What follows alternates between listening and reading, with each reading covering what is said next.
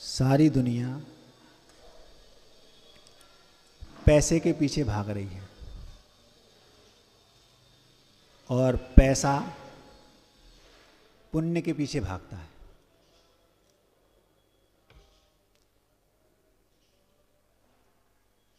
यदि हम पुण्य के पीछे भागेंगे तो पैसा हमारे पीछे भागेगा। जैसे सीएम चक्कर लगाता है पीएम के और हम चक्कर लगाते हैं सीएम के।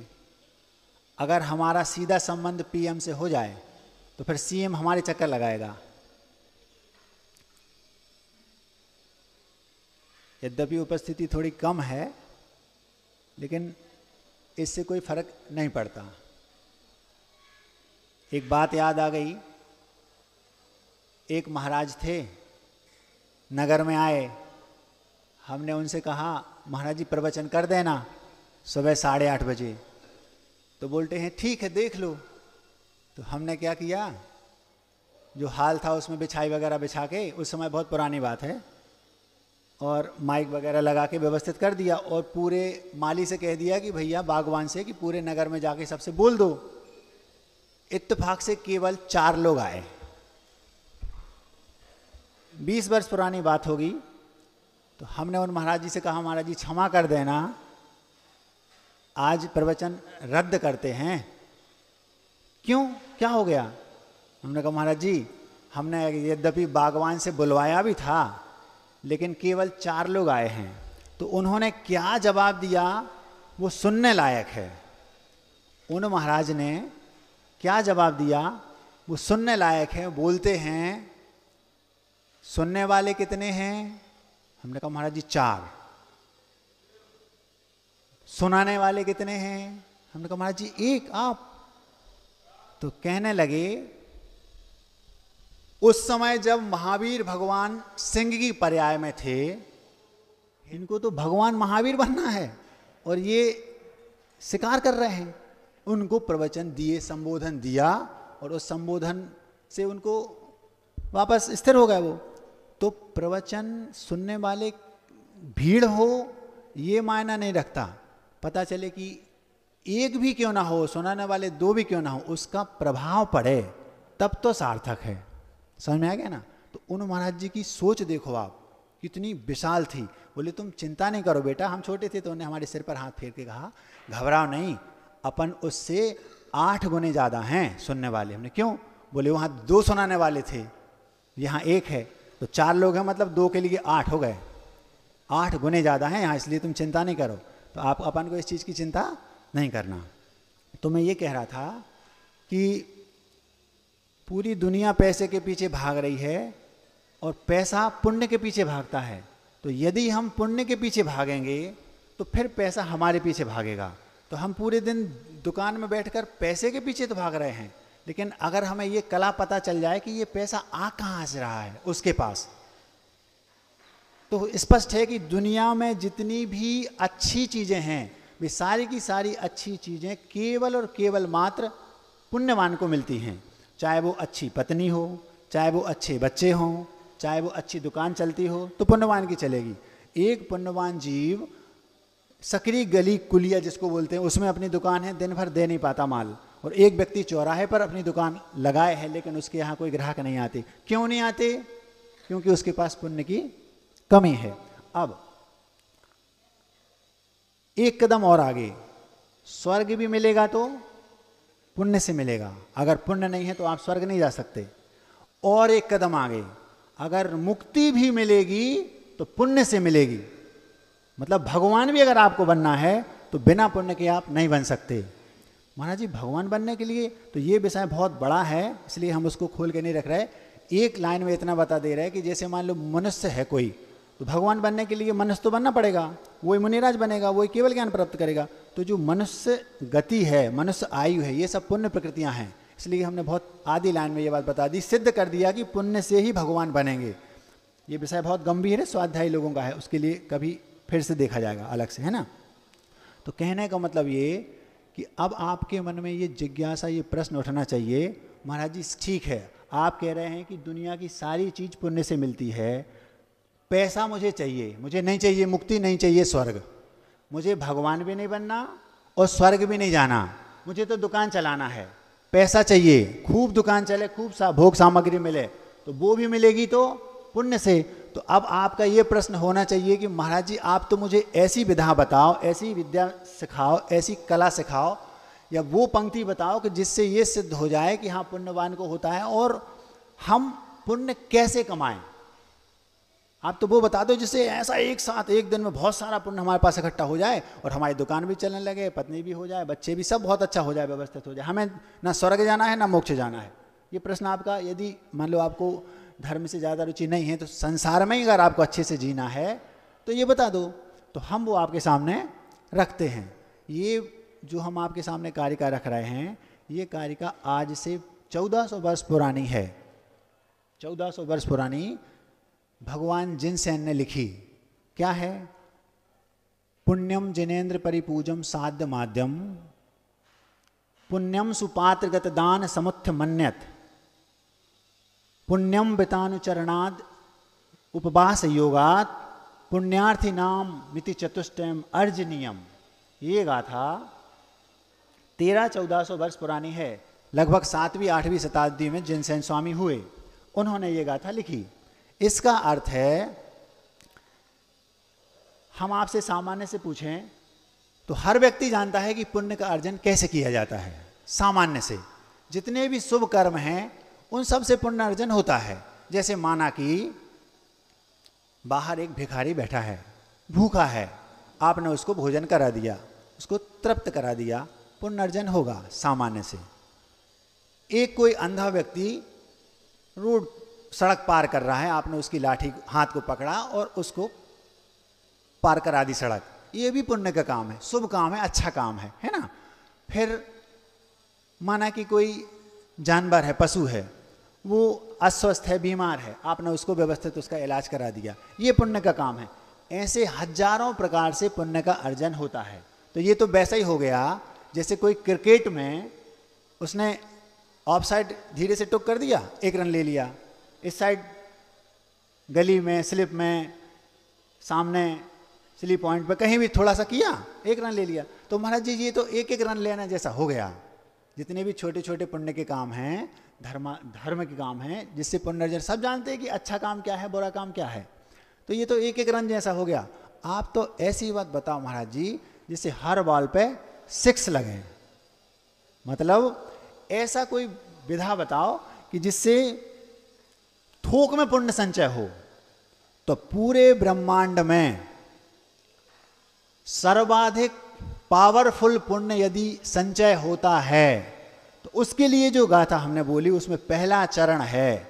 उनने 4 क्रम बताए, 1000 प्रकार से पुण्य का संचय होता है। उस पूरी लिस्ट में 4 टॉप मोस्ट जो बोलते हैं, ऐसे 4 साधन उन्होंने उस गाथा में बताए जिससे ऐसा पुण्य संचय होता है कि वो संचय पूरे ब्रह्मांड में और कहीं किसी भी पुण्य कार्य करने से नहीं होता। तो वो क्या है? तो उन्होंने कहा पुण्यम जिनेन्द्र परिपूजम साध्य माध्यम, आद्यम पुण्यम जिनेन्द्र परिपूजनम। जिनेन्द्र भगवान का पूजन करने से जो पुण्य संचय होता है वैसा पावरफुल पुण्य का संचय पूरे ब्रह्मांड में किसी भी पुण्य कार्य के करने से नहीं होता। अब आपके मन में ये प्रश्न उठेगा, ऐसा क्यों? तो हम चारों का पहले अर्थ बताते हैं, फिर चारों से ऐसा तीव्र पुण्य संचय क्यों होता है। क्योंकि जितने भी बच्चे, युवा होंगे या माइंडेड लोग होंगे वे ये कहते हैं ऐसा करना है, ये तो ठीक है, लेकिन ऐसा क्यों करना है? होना भी चाहिए ये। आप तो तर्क की कसौटी पर कस के बताओ, तो हम आपको वो भी बताएंगे। पहले इसका अर्थ करते हैं। तो उन्होंने कहा कि भगवान की पूजन करने से जो पुण्य संचय होगा पूरे ब्रह्मांड में वो ऐसा पावरफुल पुण्य कहीं संचय नहीं होगा। शायद इसीलिए नंदीश्वर द्वीप में जो अष्टांगिका में 1 नहीं 2 नहीं 3 बार वर्ष में स्वर्ग का राजा, हजारों देवता जिसके प्रजा हैं, यूँ समझ लो, जिनका हजारों देवताओं का जो स्वामी है सौधर्म इंद्र, वो 8-8 दिन के लिए 3 बार वर्ष में अष्टांगिका में नंदीश्वर में पड़ा रहता है, और वहाँ कोई साक्षात भगवान नहीं है। हमारे यहाँ कृत्रिम जनालय हैं, कृत्रिम मूर्तियाँ हैं, और नंदीश्वर में अकृत्रिम जनालय हैं, वहाँ भी तो मूर्तियाँ हैं। उन मूर्तियों की भगवान की ठाठ से पूजा करता है पूरे परिवार के साथ 8-8 दिन।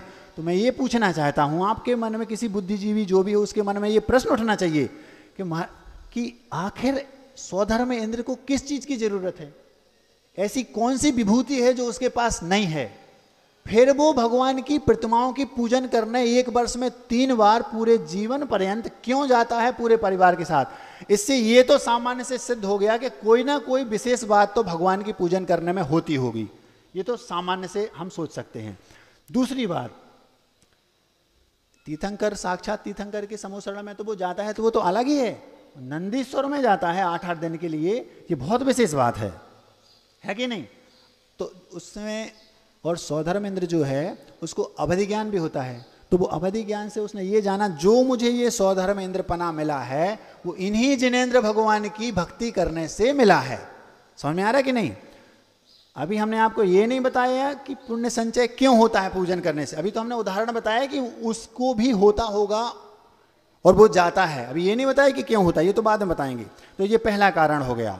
फिर दूसरा कारण है पुण्यम जिनेंद्र परिपूजम साध माध्यम, ये पहला हो गया। दूसरा जो सबसे पावरफुल पुण्य एकत्रित होता है तो उसका उन्होंने कहा पुण्यम सुपात्रगत दान समुत्थ मन्यत। सुपात्र मतलब एक दिगंबर मुद्राधारी छठम सप्तम गुण स्थान में परिवर्तन करने वाले जो सच्चे वीतराग के मुनिराज हैं, उनके हाथ पर अगर आपने एक ग्रास रख दिया भावपूर्वक तो वो उससे जो पुण्य संचय होगा बहुत पावरफुल होगा। तो महाराज जी, बाहर जो व्यक्ति भूखा है उसको यदि हम भोजन करा दें तो उससे अनंत गुना पुण्य का संचय केवल एक ग्रास मुनिराज के हाथ में रखने में होगा।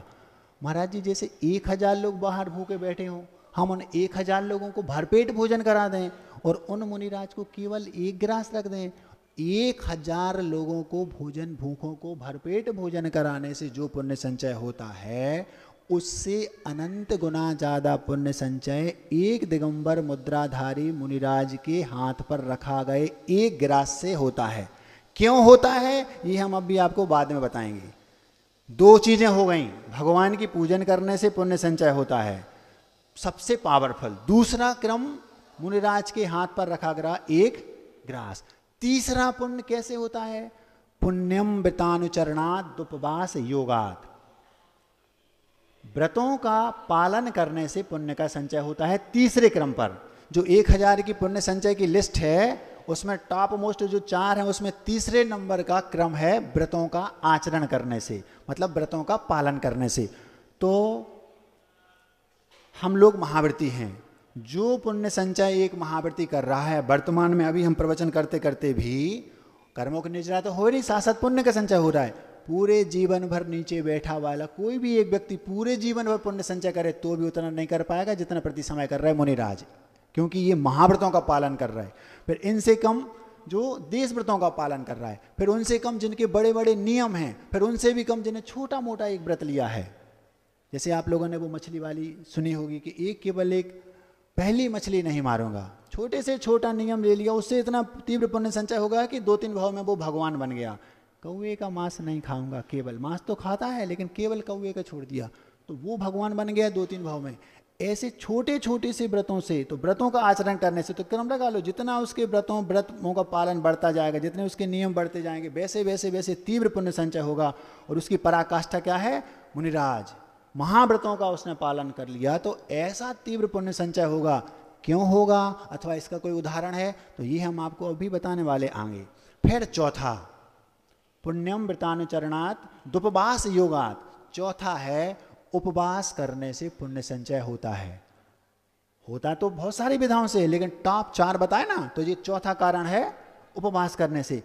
क्यों होता है अब हम आपको ये बताएंगे कि इन 4 से इतना जबरदस्त पुण्य संचय आखिर क्यों होता है। उपवास भी करना तो कैसे करना? उपवास करने का जो इंटेंशन हो, अभिप्राय हो, वो क्या हो? कर्म निर्जरा धम्मम भोग निमित्तम न तो कम्मख्य निमित्तम। ऐसा नहीं, मतलब धर्म भोग के निमित्त से नहीं, कि मुझे इसके बदले में कुछ मिले, ऐसा नहीं, केवल कम्मक क्षय निमित्तम, कर्मों का क्षय हो, इस पद्धति से, इस बुद्धि से, इस सोच से, इस इंटेंशन से उपवास करना कि मेरे कर्मों का क्षय हो, उससे तीव्र पुण्य संचय होता है। तो हमने आपको 4 प्रकार से पुण्य संचय होता है, बहुत पावरफुल ये बताया। पहला, भगवान की पूजन करने से, दूसरा मुनिराज के हाथ पर रखे गए एक ग्रास से, तीसरा व्रतों का पालन करने से, और चौथा उपवास करने से। ये 4 बता दिए। अब जो बुद्धिजीवी यहाँ पर बच्चे या बड़े बैठे होंगे वो ये सोचेंगे कि महाराज ऐसा आखिर क्यों होता है। सब बातें समझ में आ भी जाएं तो ये तो उसके दिमाग में जरूर है, महाराज जी उपवास करने से पुण्य संचय होता है, वो भी इतना तगड़ा। तो हम आपको इसका कारण बताएंगे। जब गुरुजी ने इसका कारण हमें बताया था, पहली बार उदाहरण दिया था, आधे घंटे तक हमारा दिमाग ठिकाने पर नहीं रहा था। जब आचार्य ने इसका कारण बताया, पहली बार हमने जीवन में सुना था, और मुझे पूरा भरोसा है कि ये बात नीचे बैठे वाले किसी व्यक्ति ने शायद आज तक नहीं सुनी होगी कि उपवास करने से पुण्य संचय क्यों होता है और कैसा होता है। ये बात जो मंचासीन है उनको तो पता है, बाकी जो नीचे बैठे, मेरा ऐसा भरोसा है कि उनने ये बात कभी नहीं सुनी होगी। तो ध्यान से सुनना है ना। और ये बात भी कि 1,000 लोगों को भोजन करा देंगे और 1 गिलास मुनिराज के हाथ पर रख देंगे, ये भी बहुत तगड़ी बात है। लेकिन बीच में हम ब्रेक ले रहे हैं। ब्रेक क्यों ले रहे हैं? क्योंकि शुरू में गुरुजी के बारे में कुछ बोल नहीं पाए। तो एक घटना याद आ गई गुरुजी की, बहुत छोटी सी है, ताकि आप लोगों के चेहरे पर थोड़ी सी प्रसन्नता आ जाए। हम वो रख रहे हैं, फिर हम कारण बताएंगे कि ऐसा क्यों है ना। आचार्य श्री के संग में अभी एक प्रसाद सागर जी हैं, आपने नाम सुना होगा। भैया वृत्ति में वो माहिर हैं, बहुत सबका बहुत ध्यान रखने वाले हैं। वो गुरुदेव ने एक बार केस लॉन्च किया, आचार्य श्री जी ने केस लॉन्च किया। तो केस लॉन्च करने के बाद आचार्य महाराज अपने पाटे पर बैठे थे। तो एक मुनिराज उनके पास गए, आचार्य श्री जी इसमें शुद्ध पीला गाय का, देसी गाय का, गिर गाय का घी है, आपने आज केस लॉन्च किया है, थोड़ा सा यदि आप सिर में थोड़ा सा लगा लें। बहुत डर के बोलना पड़ता है उनसे, इतना बोलने के लिए 50 बार सोचना पड़ता है। तो धीरे से उन्हें सारा सिर नीचे किया, अभी नहीं, अब महाराज जी चुपचाप। अब धीरे से उन्हें बाहर, प्रसाद सागर जी थे, प्रसाद सागर जी से कहा कि महाराज जी वो ऐसी ऐसी बात है, आचार्य जी ने केस लॉन्च किया है, हमारी हिम्मत नहीं पड़ रही उनसे बोलने की कि थोड़ा सा घी लगा दें, थोड़ा सा एक बार बोला था, डर लग रहा है। तो आप महाराज जी ट्राई करो, यदि मान लो बात बन जाए। तो प्रसाद सागर जी तो बहुत हैं ही, आप समझते हैं। तो धीरे से वो लाओ, तो उन्होंने डिब्बी ली और धीरे से आचार्य जी के कक्ष में प्रवेश किया। प्रवेश करने के बाद उन्होंने माहौल देखा, तो 1-2 मिनट तक खड़े रहे। धीरे धीरे धीरे धीरे उन्होंने देखा हाँ मूड थोड़ा ठीक ठाक सा लग रहा है। तो कुछ यहाँ वहाँ की कोई बात बोली, आचार्य जी वहाँ ऐसा ऐसा हो गया, यहाँ ऐसा ऐसा हो गया, ऐसा कोई भूमिका बना रहे वो तो अपनी। धीरे से बोलते हैं, आचार्य जी बहुत अच्छा घृत है, थोड़ा सा यदि आपकी अनुमति हो तो आप लोग बस अभी नहीं। धीरे तो फिर शांत हो गए वो। अब 2-5 मिनट में धीरे धीरे धीरे, अब उनको तो करना था, अब उन्होंने बुद्धि युक्ति लगाई कि आखिर ऐसा हम क्या करें ताकि काम बन जाए। बहुत माहिर है वो इस मामले में। तो धीरे धीरे धीरे धीरे वो 2-5 मिनट तक उन्होंने और फिर देखा, फिर आराम से बोलते हैं हाँ आचार्य जी केस लॉन्च करने के बाद वो ऐसा लगता है जैसे खुजली हो रही हो, ऐसा कुछ। तो धीरे धीरे वो भूमिका बना रहे थे। फिर कहते हैं, इतने में आचार्य समझ गए कि ये पीछे पड़े हैं, तो आप लोग समझते नहीं हैं, इतना कर दिया। तो वो फिर शांत हो गए। अब उनने युक्ति लगाई, अब उनने कहा क्या करें, उन्होंने कहा ऐसे काम तो बन नहीं रहा। तो क्या बोलते हैं, बहुत ज़बरदस्त बात बोले, क्या बोलते हैं, आचार्य श्री जी आज हमें एक सपना आया है। क्या सपना आया? बोले हमें ऐसा सपना आया, आज हमारे सपने में आचार्य ज्ञान सागर महाराज जी आए थे। अच्छा, तो प्रसन्न हो गए आचार्य श्री, ज्ञान सागर जी की बात करो तो आचार्य श्री प्रसन्न हो गए। अच्छा, आचार्य श्री उन्होंने हमसे कहा कि आज हमारा शिष्य केस लॉन्च करने वाला है, तो उस केस लॉन्च के बाद उसके सिर पर गिर गाय का घी लगा देना। शिष्य मतलब ज्ञान सागर जी सपने में आए और ज्ञान सागर जी ने प्रसाद सागर जी से कहा कि हमारा शिष्य केस लॉन्च करने वाला, हमारा शिष्य मतलब आचार्य विद्यासागर, वो केस लॉन्च करने वाले हैं, तो तुम उनके सिर पर घी लगा देना। अब आचार्य श्री हम बड़ी समस्या में फंस गए। बोले क्यों? बोले अब हम आपकी माने, आप तो लगवा नहीं रहे, और हम आपकी माने कि आपके गुरु की माने, बताओ। तो आचार्य जी कहते हैं भैया अपने हमारे गुरु की मानो, लगा दो। समझ में आया? ये होती है, इसीलिए आचार्य श्री जी ने इतने सारे महाराजों में उनको चुना और वो अभी उनके साथ हैं। अब हम आपको ये बताते हैं कि भगवान की पूजन करने से पुण्य संचय क्यों होता है ना? और उपवास करने से पुण्य संचय क्यों होता है? देखो, कोई भी हमारे साथ जितने सारे लोग बैठे हैं, इनमें कोई भी व्यक्ति यदि थोड़ा सा भी गुणी हो तो हमें उसके बारे में किसी थर्ड पर्सन से बोलने में अच्छा लगता है, आह्लाद आता है। भैया उनकी तो बात ही अलग है, प्रसन्नता होती नहीं। जबकि उसके पास ना के बराबर एक आध गुण है, उसकी तो बात अलग है। बहुत, वो तो राजा हरिश्चंद्र है। जबकि हरिश्चंद्र के पास क्या था, केवल सत्य बोलते थे, कोई महावृत्ति थोड़ी थे। तो जब थोड़ा सा जिसके पास थोड़ा सा भी गुण हो, उसकी हमें गुणानुवाद करने में आनंद आता है, आह्लाद आता है, हमारे परिणाम अच्छे होते हैं, तो उससे पुण्य संचय होता है। फिर उससे एक कदम आगे, यदि वो व्यक्ति व्रती हो, मतलब प्रतिमाधारी हो, कुछ हो, उन भैया जी की तो बात ही अलग है। खजुराहो की बात है, 18 के चातुर्मास में मैं पीछे के मंदिर में बैठता था, तो वहाँ पर एक सज्जन चातुर्मास का अंत चल रहा था, उस समय हमारे पास आए और हमसे क्या बोलते हैं, महाराज जी आपको एक बात बतानी है। बोलो। महाराज जी वहाँ ब्रह्मचारियों का एक कक्ष है, वहाँ 4 महीने से कई ब्रह्मचारी आ रहे हैं, कई जा रहे हैं और कई रुके भी हैं। महाराज जी एक ब्रह्मचारी जी वहाँ पर हमने ऐसे देखे, हम 3-4 महीने से उनको देख रहे, वो यही हैं। महाराज जी सही बताएं, उनके चेहरे पर केवल वस्त्र हैं, वे तो मुनिराज हैं पूरे। हमसे उस व्यक्ति ने बोला, हम सुन के हमें इतना संतोष हुआ, हमने कहा देखो अगर गुण हैं तो वो कुछ भी करे, देखेंगे लोगों को।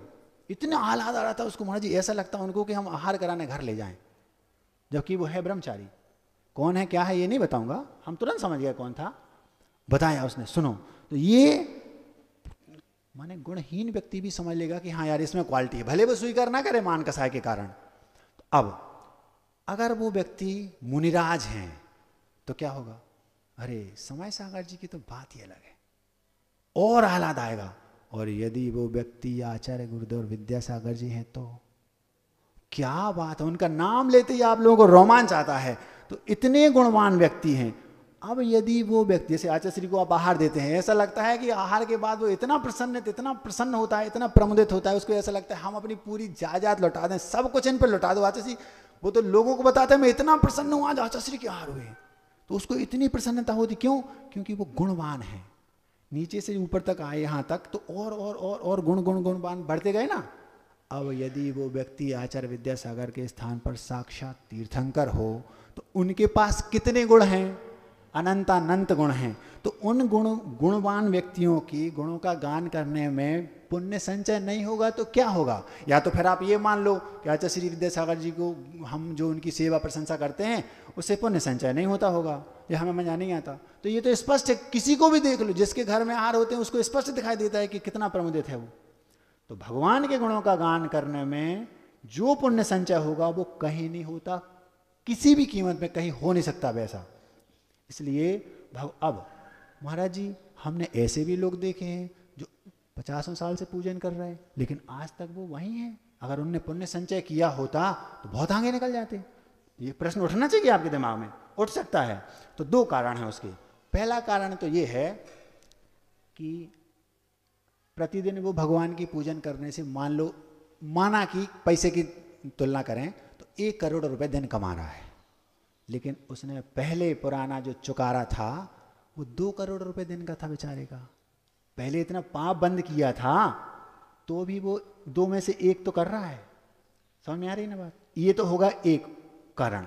दूसरा ये कि उसने भगवान की पूजन गुणगान किया तो, लेकिन करना था जिस विधि से, जिस विधा से, उससे नहीं किया। किससे किया? उसको करना था पुजारी बन के और उसने किया भिखारी बन के।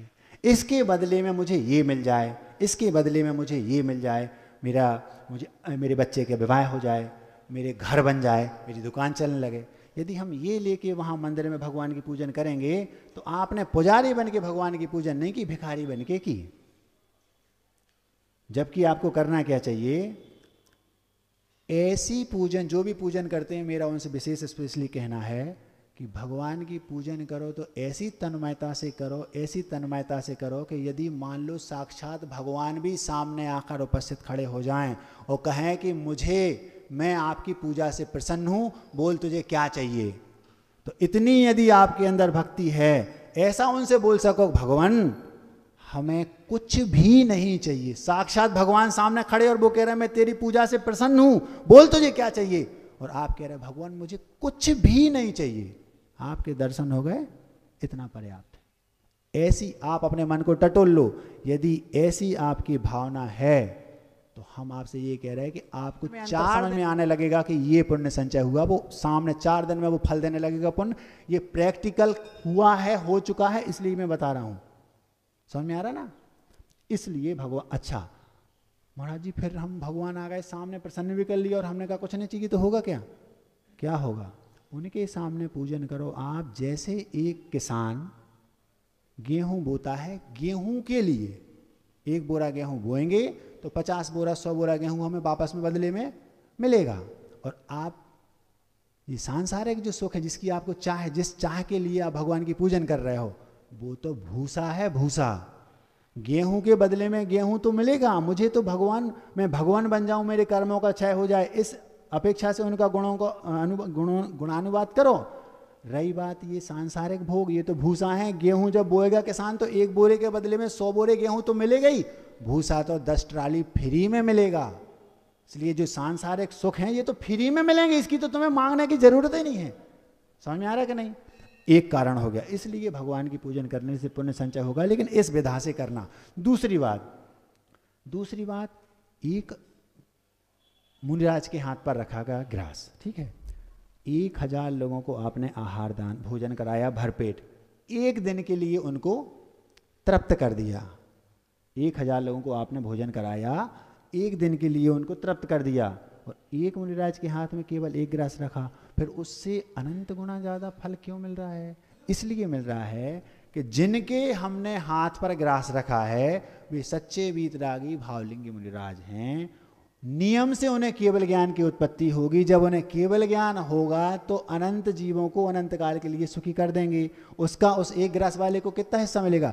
जिस व्यक्ति ने तीर्थंकर महावीर के हाथ पर 1 ग्रास रखा था उसे कितना पुण्य संचय हुआ होगा? क्योंकि उन्हें तो वो 1 ग्रास आपका उनके केवल्य का कारण बनेगा। ये हम नहीं कह रहे, शास्त्रों में लिखा, इसलिए बताया।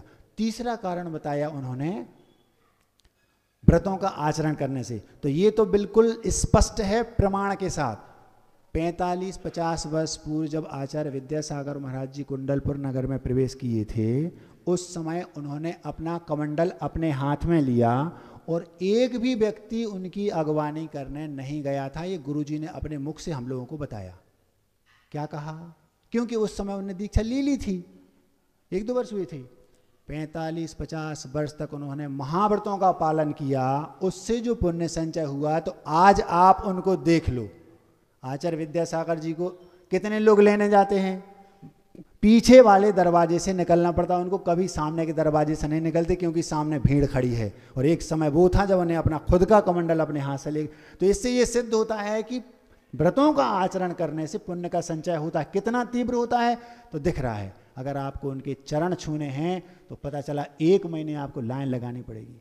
और अगर आपको उनकी भरी सभा में पैर पाद प्रक्षालन करना है तो शायद ही सभा में कोई ऐसा व्यक्ति होगा जो उनके पाद प्रक्षालन कर पाएगा, क्योंकि बोली लगेगी तो फिर आप 1 करोड़ 1.5 करोड़ पैर पाद प्रक्षालन की। इससे ये सिद्ध हो गया कि व्रतों का आचरण करने से पुण्य संचय होता है। 3 हो गए। अब रहा चौथा, सबसे जबरदस्त, वो हम आपके सामने रखते हैं। उपवास करने से पुण्य का संचय कैसे होता है महाराज जी, क्यों होता है? तो हम लोगों के महाव्रत हैं, ध्यान से सुनना, बिल्कुल नई बात है, पहली बार सुन रहे आप लोग। उसमें उन्होंने एक 12 भेषु भिक्खु परमासु, जैसी आप लोगों की 11 प्रतिमा होती हैं, ऐसी हम लोगों की 12 प्रतिमा होती। तो महाराज जी जो हम लोगों की 11 है उसमें एक और जोड़ दो, ऐसी 12 नहीं, हम लोगों की 12 प्रतिमा अलग होती हैं। वो कौन होती है हम आपके सामने रखते हैं। प्रत्येक मुनिराज वो उसका पालन नहीं करता, अभी तो कोई करता ही नहीं, वो तो जो उत्तम सहनन होता है उस समय करते हैं। तो उसकी पराकाष्ठा उपवास की फल क्या है, पराकाष्ठा वो बता रहा है। तो उससे आप ये अनुमान लगा लोगे कि 1-1 दिन उपवास करने से क्या फल मिलता होगा। सुनो, पहली प्रतिमा, एक आहार एक उपवास। वो मुनिराज जो वज्रवृषभ नाराज के सहनन के धारी हैं और उन्हें उसी भाव में केवल ज्ञान होगा, मोक्ष हो जाएंगे। सुनना 12 प्रतिमा का स्वरूप, एक उपवास एक आहार, ये पहली प्रतिमा मुनिराजों की। एक आहार 2 उपवास, ये दूसरी प्रतिमा। एक आहार 3 उपवास, ये तीसरी प्रतिमा। एक आहार 4 उपवास, ये चौथी प्रतिमा। एक आहार 5 उपवास, ये पांचवी प्रतिमा। एक आहार 6 उपवास, ये छठी प्रतिमा। और एक आहार 7 उपवास, ये सातवीं प्रतिमा। यहाँ तक तो 7 प्रतिमाएं हो गई। फिर 8वीं प्रतिमा, जो 7 उपवास किए थे उसके बाद जो पारणा करते थे उसको अब कम कर देंगे, ये 8वीं प्रतिमा। 9वीं प्रतिमा में केवल पारणा में 3 ग्रास। 10वीं प्रतिमा में केवल पारणा में 2 ग्रास। उपवास का क्रम तो वही चल रहा है, इतने उपवास और फिर पारणा। 11वीं प्रतिमा में उपवास के बाद जो पारणा करेंगे उसमें केवल 1 ग्रास। और 12वीं प्रतिमा में रात्रि में मुनिराज प्रतिमा योग धारण करके बैठ जाएंगे और सुबह होते ही नियम से केवल ज्ञान उत्पन्न हो जाएगा। ये है उपवास का महत्व। नियम से उनको 12वीं प्रतिमा में रात्रि में प्रतिमा योग लगा के बैठ गए, नियम से केवल ज्ञान उत्पन्न हो जाएगा। सोचो ये कितनी बड़ी बात है। जब हमने पहली बार गुरुजी के मुख से सुना भगवान केवल ज्ञान उत्पन्न होगा नियम से, ये कितनी बड़ी बात है। किसका फल है ये? तो ये उपवास की पराकाष्ठा हो गई। तो हम यहाँ एक एक उपवास कर रहे हैं, तो जब पराकाष्ठा वाले को केवल ज्ञान हो जाएगा, इतना बड़ा फल मिलना है, तो हमें कितना फल मिलेगा। इसलिए इससे बहुत तीव्र पुण्य संचय होता है। इन चारों कारणों से महान महान पुण्य संचय होता है। तो आपसे हमारा कहना है कि आपको यदि स्वर्ग नहीं जाना, मुक्ति नहीं पाना, संसार में आपको पैसे ही कमाना है, आपको भोग विलास में ही अपना जीवन बिताना है, मान लो आपने ऐसा ठाने लिया कि हमें नहीं जाना भगवान नहीं, तो भी उसके लिए दुकान चलाओगे तो दुकान चलेगी पुण्य से। 2 बच्चों को भीख मांगने भेज दिया, भैया भीख मांग लाओ। एक गया 5,000 दिन भर में भीख मांग ली और दूसरे को 50 रुपये नहीं मिले। भीख भी मिलेगी तो पुण्य से। 2 बच्चों को चोरी करने भेज दिया, एक को भेजा तो उसने खोला तो लॉकर खोला तो हीरे जवाहरात मिल गए, और दूसरा गया तो उसमें सांप बैठे थे लॉकर में। क्यों? पुण्य नहीं था। तो अगर आपको सांसारिक सुख भी भोगना है तो वे पुण्य से होंगे। तो हमारा ये कहना है पैसे के पीछे क्यों भागते हो, पुण्य के पीछे भागो। पुण्य के पीछे भागोगे तो पैसा तो पुण्यवान के पीछे भागता है, आपके पीछे जो आप जो दुकान पे बैठ रहे ना, वो बैठ नहीं पाओगे, टाइम ही नहीं मिलेगा। क्यों? तो महाराज जी अभी क्या करें? तो अभी आपके पास इनमें चारों उपाय हैं। मुनिराज भी सामने बैठे हैं, आप उनको ढूंढ के, यहाँ नहीं भी हो तो 20 किलोमीटर दूर हो तो वहां जाके दो ना, वो भी दुकान चलाने जैसा हो गया। हम तो ये कह रहे हैं चलो आपको नहीं जाना आपको मोक्ष। ये आपको समझ में बात आनी चाहिए। इस नगर में 500, 600, 700 घर हैं, बनना नहीं चाहिए इस जगह में। आहार में ऐसी भीड़ लगनी चाहिए। क्यों? क्योंकि वो अपना खुद का फायदा हो रहा है ना, खुद का फायदा हो रहा है। और भगवान के मंदिर इतने से, एक एक वेदी में 100-100 लोग होने चाहिए, झगड़ा होना चाहिए जैसी लाइन लगती है ना कंट्रोल की दुकान पे। क्यों? क्योंकि पुनर्जन कर रहा है। ऐसे 1, 2, 3, 4 इन चारों से जो तीव्र पुण्य संचय होता है वो कहीं नहीं होता। तो महाराज जी हमें समझ में नहीं आ रहा आप लोगों के प्रवचन सुन के, आखिर हम लोग करें तो क्या करें। तो ये जो आपके दिमाग में प्रश्न उठ रहा है, ये हमारे दिमाग में 25 साल पहले भी उठा था कि मुझे कुछ समझ में नहीं आ रहा है क्या करें। तो हमने उसको शब्द रूप दे दिया, वो आपके सामने रखे देते हैं। समय आपका हो गया, कुछ समझ में नहीं आता क्या करें क्या ना करें। हम जो आपके दिमाग में बुद्धि में आ रही ना बात कि महाराज जी अब हम समझ में नहीं आ रही, दुकान पे जाएंगे पुण्य कमाएं, करें तो क्या करें, तो हमारे दिमाग में ये 25 साल पहले बात आई थी, वो हम आपके सामने काव्य रूप में रख देते हैं। कुछ समझ में नहीं आता क्या करें क्या ना करें। हम तमन्ना तो है कि हम भी एक नया लहराएं परचम, परचम माने झंडा। कुछ समझ में नहीं आता क्या करें क्या ना करें। हम तमन्ना तो है कि हम भी एक नया लहराएं परचम। समय मानो सरकता ही जा रहा है हाथ से, यह सोचकर इस दिल का ही एक कोना है बेचैन हरदम। कुछ समझ में नहीं आता क्या करें क्या ना करें। हम कभी लगता है कि मानो अब नहीं कुछ बचा दमखम, कभी लगता है कि मानो अब नहीं कुछ बचा दमखम। करते बढ़ते कुछ नहीं बस मुँह चलाने भर के हैं हम। सत्य संयमशील सदाचार कोसों दूर हमसे, चित्त में आते ही इतना आंखें हो जाती हैं कुछ नम, कुछ समझ में नहीं आता क्या करें क्या ना करें हम। प्राप्ति प्रयास बिन हो किंचित करें न श्रम, दोष ढूंढें दूसरों में स्वयं में झांके न हम।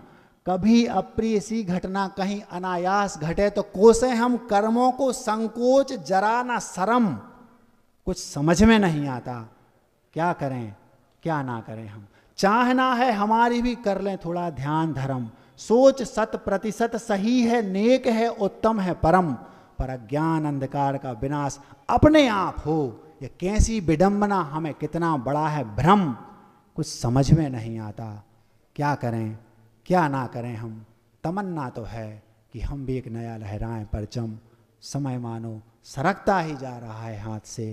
ये सोचकर इस दिल का ही एक कोना है बेचैन हरदम।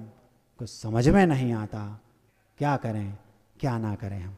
ऐसा सुनाने के बाद ये मान लो बच्चे हमसे पूछें महाराज जी अब आप ही बता दो कि हम करें तो क्या करें, तो हम आपको एक लाइन में बता देते हैं।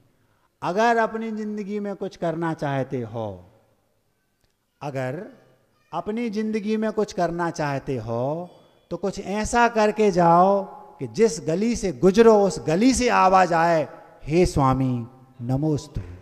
अहिंसा परमो धर्म की